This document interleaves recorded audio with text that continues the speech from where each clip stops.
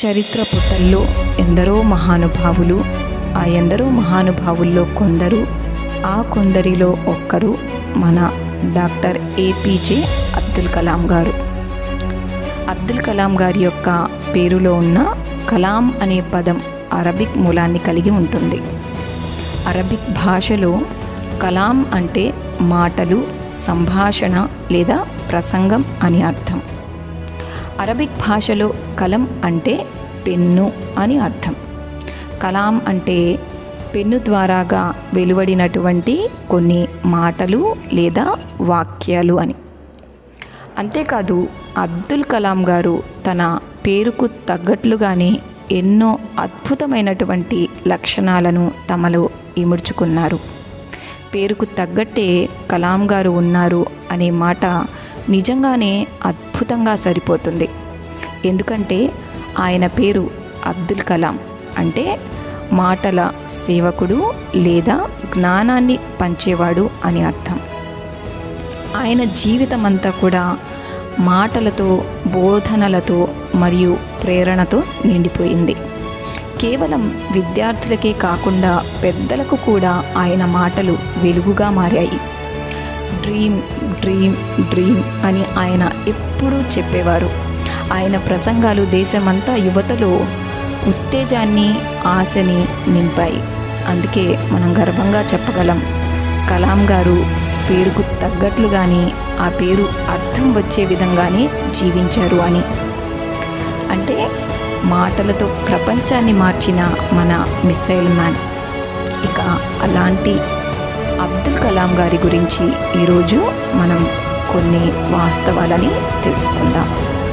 అబ్దుల్ కలాం గారు 1931 అక్టోబర్ 15న తమిళనాడులోని రామేశ్వరంలో జన్మించారు. ఒక సాధారణ కుటుంబంలో జన్మించిన ఆయన పేదరికాన్ని చూసిన, కష్టాలను ఎదుర్కొన్న, కలల్ని కనటం మానుకోలేదు.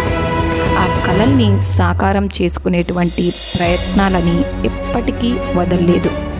చిన్నప్పుడు పత్రికలు అమ్ముతూ చదువు కొనసాగించారు. అదే చదువు ఆయనను ఒక శాస్త్రవేత్తగా, ఒక నాయకుడిగా తీర్చిదిద్దింది.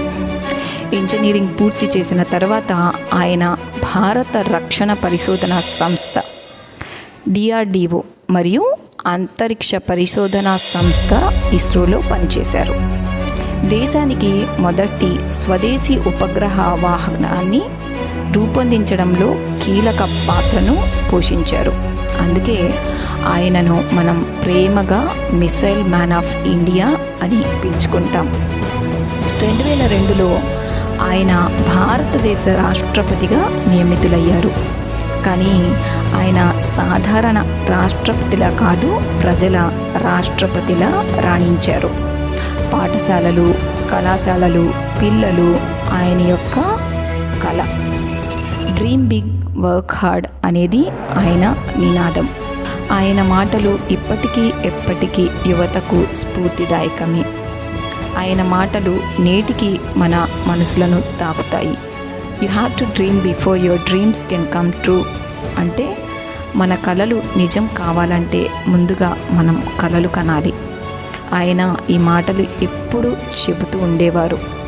Think different, work with passion అనేది ఆయన పాలసీ.